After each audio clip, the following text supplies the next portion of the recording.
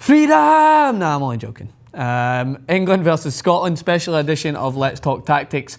It's just an international friendly, they say. Cut that right out. Let's talk tactics. So it has been a game that's been a long time coming. I'm very excited for it. There is nothing riding on it in terms of like qualification for the Euros or anything like that. They're in a different group. But there is a lot riding on it in terms of pride, in terms of Scotland trying to live up to showing that they can compete at this level and not being just England's little brother who has failed to be independent now and now will fail to play them at soccer. You better believe me, there'll be a lot of pride, there'll be a lot at stake, there'll be a lot of heart in this game. I'm absolutely going to be 100% not biased here. I'm going to do my best to try and explain both teams' strengths and weaknesses. 4 or 5 years ago, it'd be so easy. I'd just say England are by far better than Scotland because they clearly have been for years. But Scotland has shown some signs of improvement, and it is going to be an intriguing game. So let's look at England first.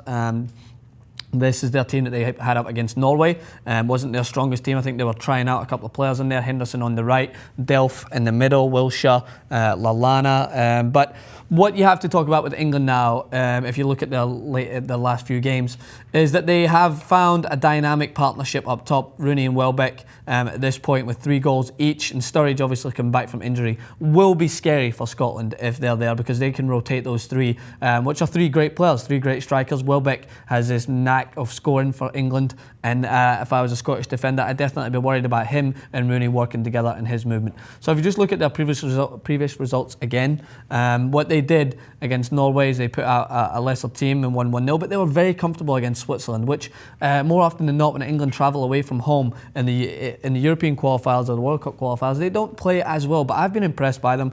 5-0 against San Marino is just a given. I mean, San Marino very poor. Estonia, I wasn't blown away when they beat them 1-0, but I thought they were comfortable against Switzerland, and Danny Welbeck showed a great knack for goal, a great eye for the corners, and he's going to be worrying me because he is playing very well with Alexis Sanchez at Arsenal. It's a different story when he plays with Rooney, but with England, there's always been this one problem with them, and that's been trying to find out who can play on the left side for them. So I said to my friends back home that I would love to have the job of being England's coach in the World Cup and getting away from this rooted 4-4-2 formation or whatever, trying to find this left wing player and just go and reenact what Chelsea would do. So if you look here, what I would think, they have an absolute arsenal of attacking players.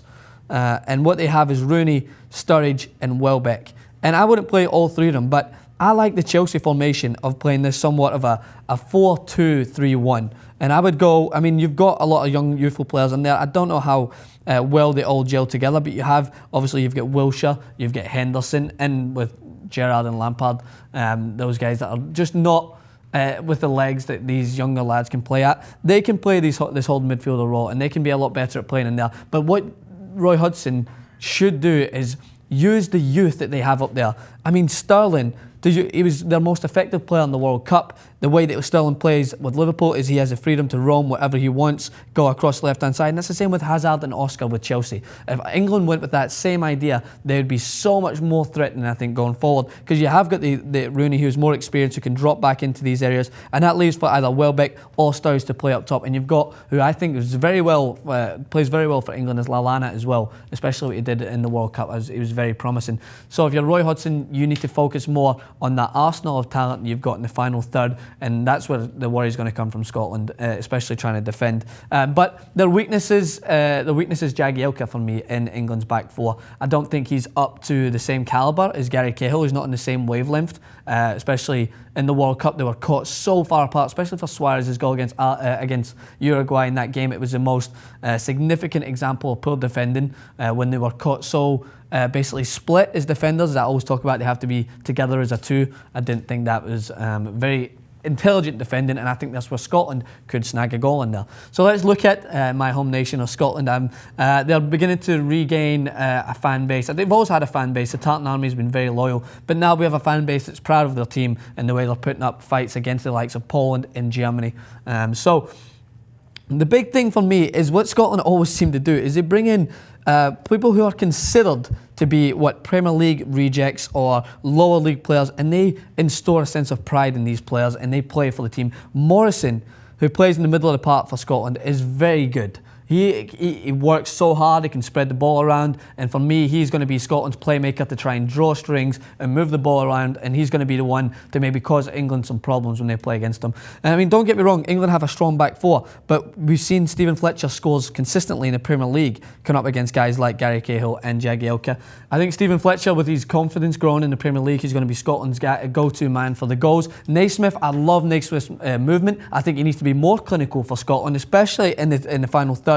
There's so many chances I've seen for him that he should have been putting the ball in the back of the net throughout these qualifying stages, but it's his movement that allows freedom for guys like Fletcher and this to move around. So let's take a look at Scotland's previous results. They were so unlucky against Germany. I remember that last minute goal. Poor clearance. They just don't defend as well in the box and gave Germany a gift. But then they would beat Georgia. And 2-2 with Poland away from home. We've seen what Poland done to Germany. They dismantled them with ease. So Scotland in Gordon Strachan has reinstalled this sense of pride. And it comes from that man in the middle of the park who I go on record for criticising, if any of my friends know back home, Scott Brown, Celtic's captain.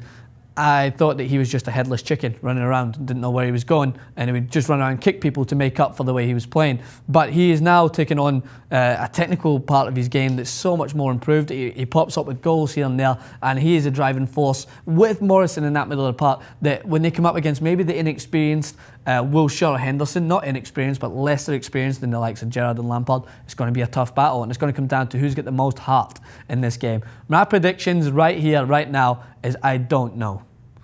Funny, yes. I really don't know, because I mean, my heart is telling me Scotland, my head is telling me that England are a better team.